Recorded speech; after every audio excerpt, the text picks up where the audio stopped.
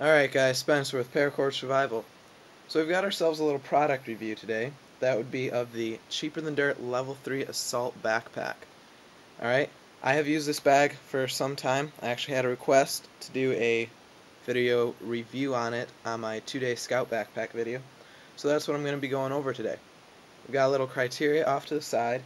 That covers the material, external features, internal features, and then I'll tell you guys the price at the end as of September 8th, 2010. Alright, subject to change as always. So, to start off with the material. This is a 1000 denier nylon material throughout. Alright, that's what we're using here. We've got good stitching going throughout. I've had some of it fray up on me, but it doesn't seem to have hindered its performance in any way to this point. I've carried about 40 pounds in here. Alright, so next up on the materials, we have some no-name side release buckles. Compared to the Nexus buckles I use for my Paracord Survival bracelets, these don't nearly feel like they have the same quality. So you're getting what you're paying for when it comes to buckles. Not the highest quality. It's a no-name brand, probably the cheapest they can find. But what are you gonna complain for when you hear the price?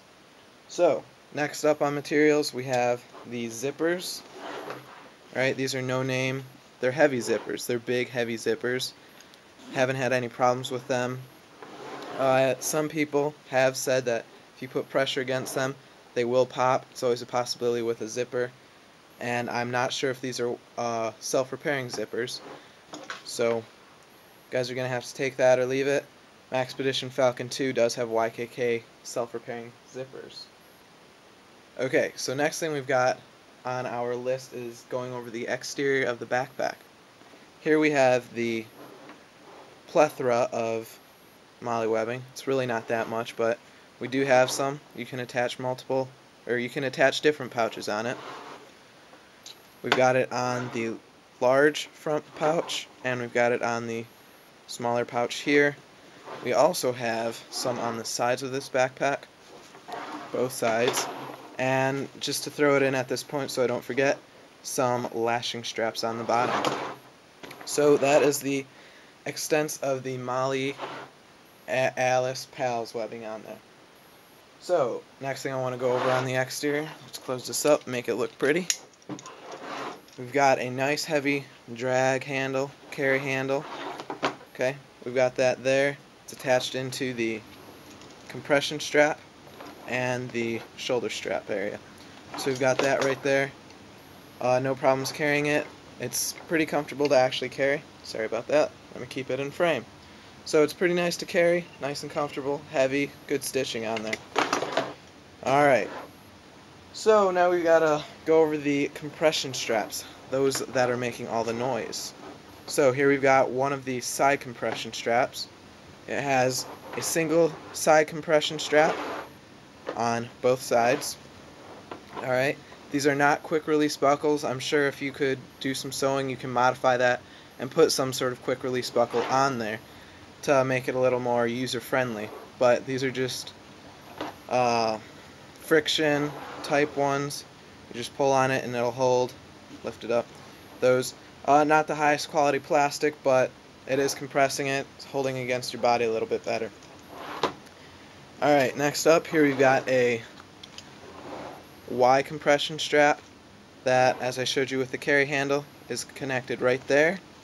We carry it down through this side release buckle. Alright, and that opens up, gives you access to everything in here. This will compress it down good. This strap, alright, runs all the way down through here and underneath here.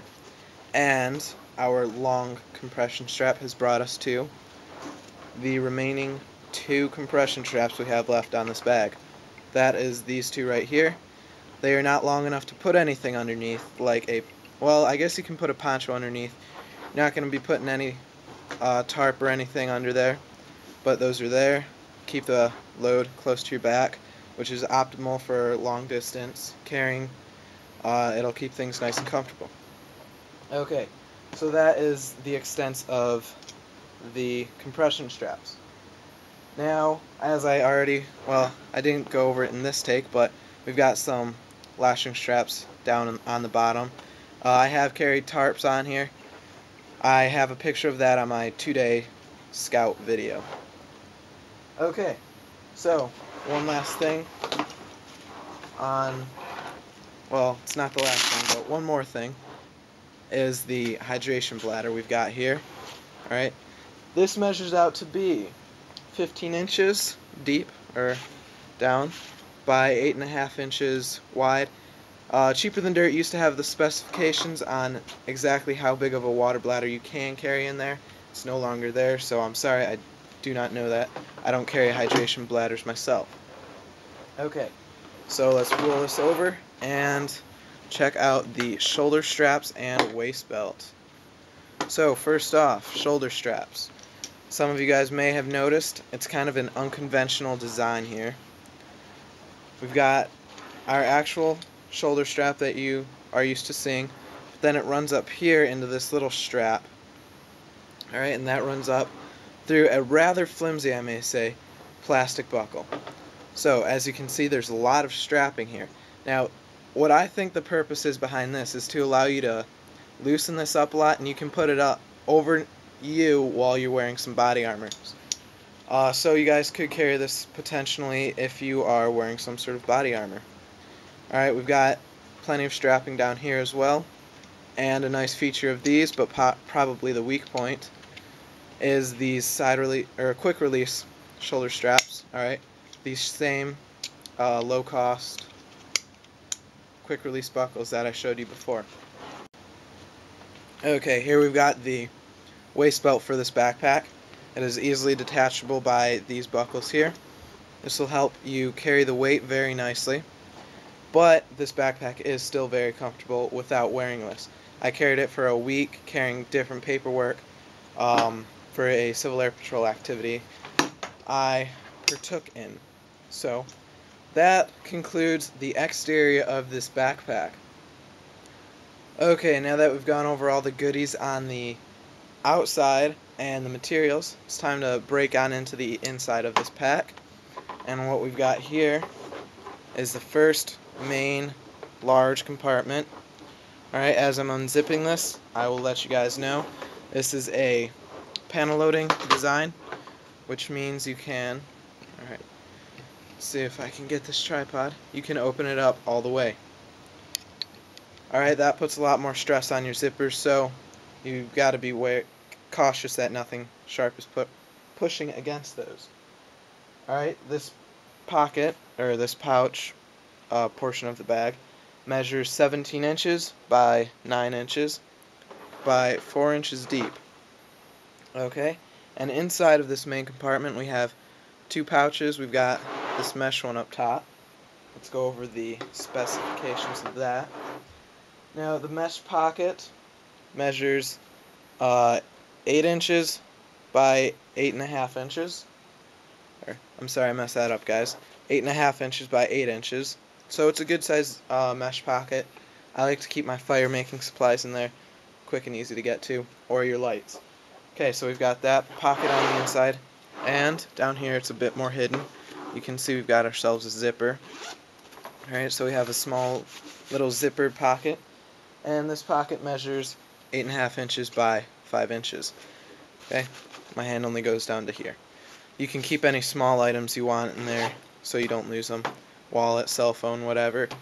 So, that is the conclusion of the main compartment. Alright, next up we have the this is the middle compartment. Alright, this compartment measures 15.5 inches by 6 inches by 2.5 inches.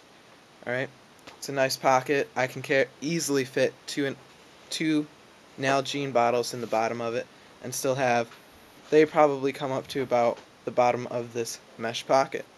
Now, as you can see, we actually have two mesh pockets here, and the size of these mesh pockets is actually perfect to keep my camera in, which is a Panasonic Lumix DMC TS1 for anyone wondering. And then behind that we have a larger nylon pouch. Okay, so that is the middle pocket. Okay, next up we have the large outer compartment. That is the pocket with all the webbing on it. Okay, and inside of, well, let's give you the specs first. It measures 9 inches by 6 inches by 2 inches deep. So it's not quite as deep as the middle compartment. Inside of here we have one large nylon pocket that extends all the way to the bottom. Alright, you can put valuables in there. Here we've got 2 pen pouches, or sorry, 3. We've got 3 pen compartments to put your pens in, and then one larger one which is about equivalent to the 3 pen pouches, and I think that as a knife or a flashlight pouch. So we've got that as our middle pouch, or our large outer compartment. Okay, so now that we've got that, let's move on up to the top. Here we have it's the small pouch, it's a half moon shape. Alright, it's not quite square.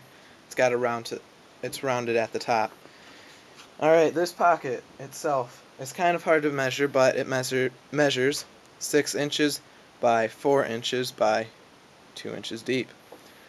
And it's plain Jane, nothing in there. You can actually see very nicely inside of here how the sewing is finished. You see we've got one stray there, but you can see that they put a piece of material here in order to keep that from fraying up.